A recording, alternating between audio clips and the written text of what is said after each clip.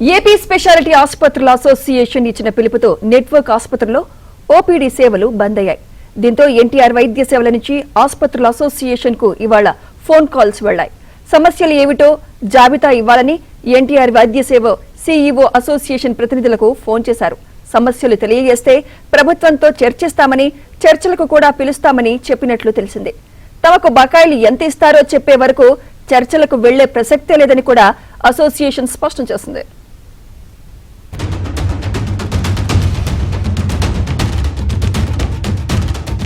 ఏపీలో ఎన్టీఆర్ వైద్య సేవ కింద ఉన్న నెట్వర్క్ ఆసుపత్రులు ఆందోళనకు దిగాయి. ఏపీ స్పెషాలిటీ ఆసుపత్రుల అసోసియేషన్ ఈ మేరకు రాష్ట్ర ప్రభుత్వానికి లేఖ రాసింది.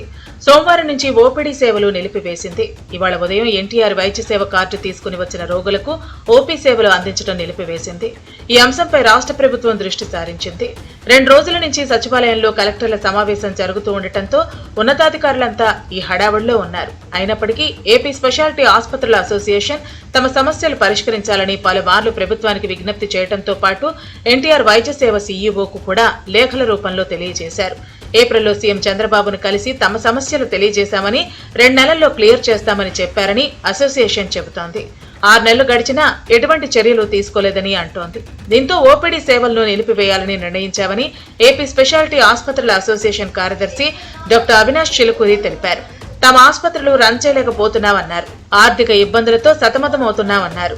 హాస్పిటల్లో ఫైనాన్షియల్ స్ట్రగుల్స్ లో ఉన్నాయి కాబట్టి మేము నాన్ ఎమర్జెన్సీ అంటే ఓపీడీ సర్వీసెస్ అన్నది ప్రస్తుతానికి టెంపరీగా సస్పెండ్ చేశాం. ఇది ఒక call for help.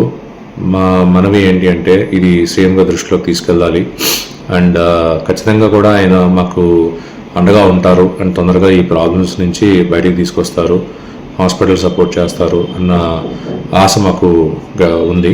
OPD services ఆపుతం వల్ల ప్రజలకు ఏమైనా ఇబ్బంది కలిగిస్తే హాస్పిటల్స్ వైపు నుంచి మమ్మల్ని ఎక్స్క్యూజ్ చేయాలని చెప్పేసి మేము రిక్వెస్ట్ చేస్తున్నాం. స్పెషాలిటీ ఆసుపత్రుల నిర్ణయంతో ఎన్టీఆర్ వైద్య సేవ ఆసుపత్రుల అసోసియేషన్ కు ప్రభుత్వం నుంచి ఫోన్ కాల్స్ వచ్చాయి. అసోసియేషన్ డిమాండ్లు ఏంటో చెప్పాలని కోరారు. దీంతో ఆసుపత్రుల అసోసియేషన్ ప్రధానంగా 4 డిమాండ్లను ప్రభుత్వం ముందు ఉంచింది. పెండింగ్ బకాయిలు 2,500 కోట్ల రూపాయలను వెంటనే విడుదల చేయాలని కోరింది. యూనివర్సల్ హెల్త్ ఇన్సూరెన్స్ పాలసీని నిర్ణయించే సమయంలో తమను కనీసం సంప్రదించలేదని, ఇప్పుడున్న ధరలతో అందరికీ వైద్యం అందించడం సాధ్యం కాదని స్పష్టం చేసింది. దీనిపై ప్రభుత్వం వెంటనే స్పందించి 2018 నాటి రేట్లను సమీక్షించి పెంచాలని కోరారు. ఈ సమస్యలను ముందు పరిష్కరించాలని విజ్ఞప్తి చేశారు. తమ పెండింగ్ బకాయిలను క్లియర్ చేయకుండా ఎట్టి పరిస్థితుల్లో తాము చర్చలకు రాబోమని స్పెషాలిటీ ఆసుపత్రుల అసోసియేషన్ ప్రభుత్వానికి స్పష్టం చేసింది. మరోవైపు అసోసియేషన్ పై కూడా నెట్వర్క్ ఆసుపత్రుల యాజమాన్యాల నుంచి తీవ్ర ఒత్తిడి వస్తోంది. పెండింగ్ బిల్లులు విడుదల చేయకుండా చర్చలకు వెళ్లకూడదని తేల్చి చెప్పినట్లు తెలిసింది.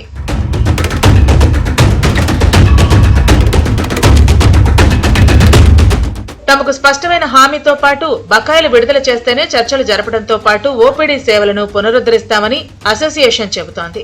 అప్పటి వరకు ఎలాంటి చర్చలకు ఆస్కారం లేదని అంటోంది.